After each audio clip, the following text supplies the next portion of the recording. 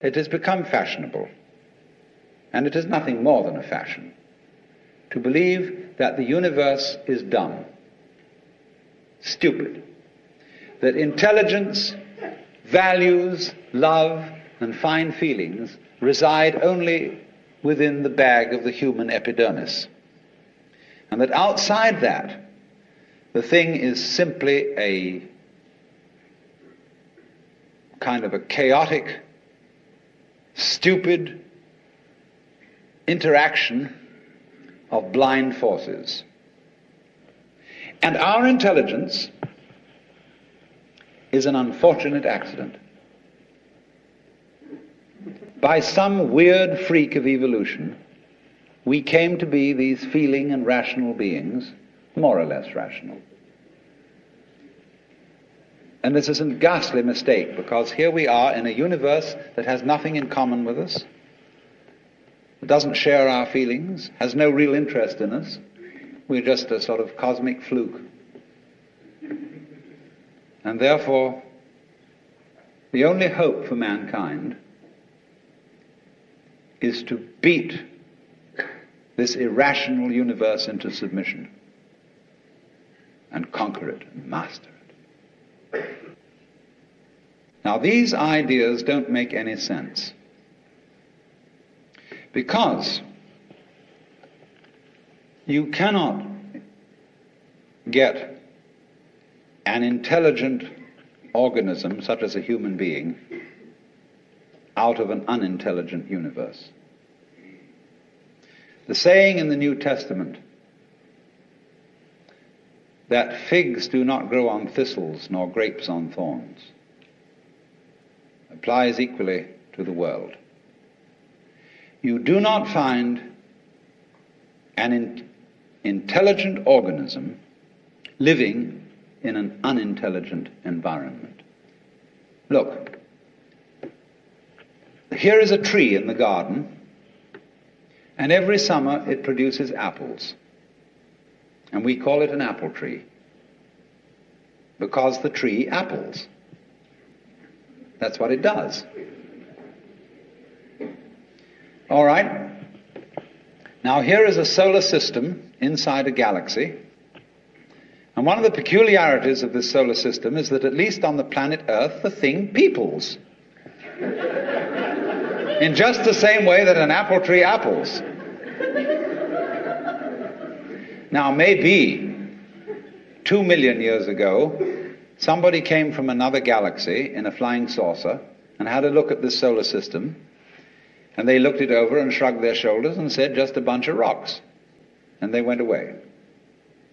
Later on, maybe 2 million years later, they came around and they looked at it again, and they said, excuse me, we thought it was a bunch of rocks, but it's peopling.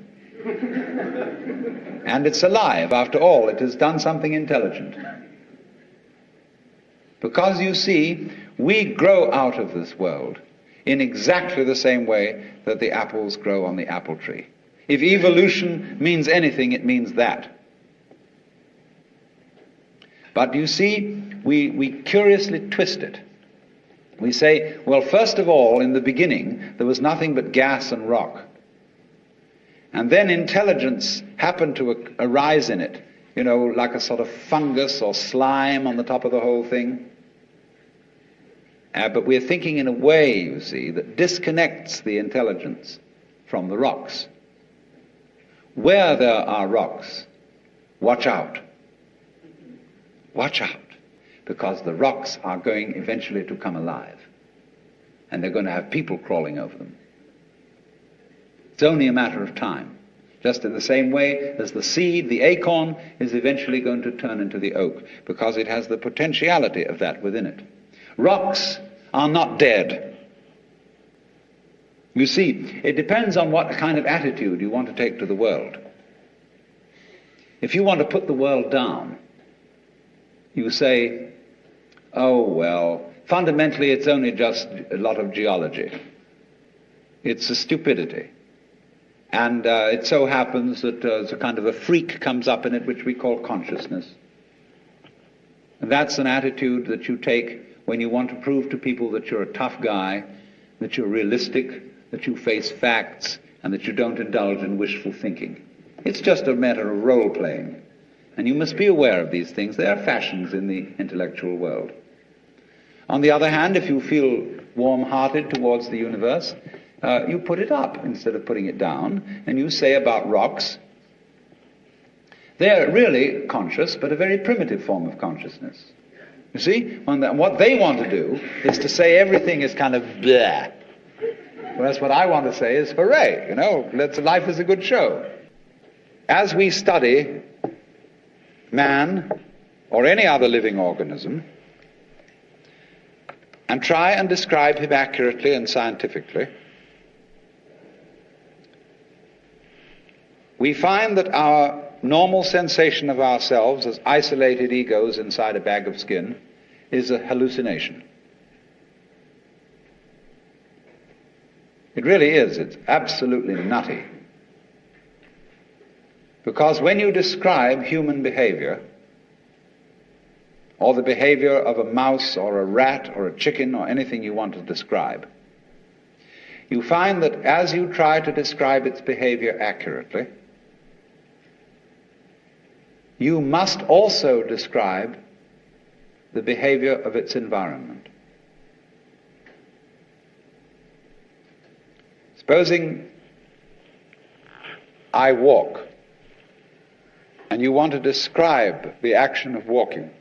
You can't talk about my walking without also describing the floor. Because if you don't describe the floor and the space in which I am moving, all you will be describing is somebody swinging his legs in empty space. Now that's terribly important. Really, the fundamental, ultimate mystery, the only thing you need to know to understand the deepest metaphysical secrets is this: that for every outside there is an inside, and for every inside there is an outside. And although they are different, they go together. There is, in other words, a secret conspiracy between all insides and all outsides, and the conspiracy is this: to look as different as possible, and yet underneath to be identical, because you don't find one without the other. So there is a secret. What is esoteric, what is profound, and what is deep is what we will call the implicit. What is obvious and on the open is what we will call the explicit.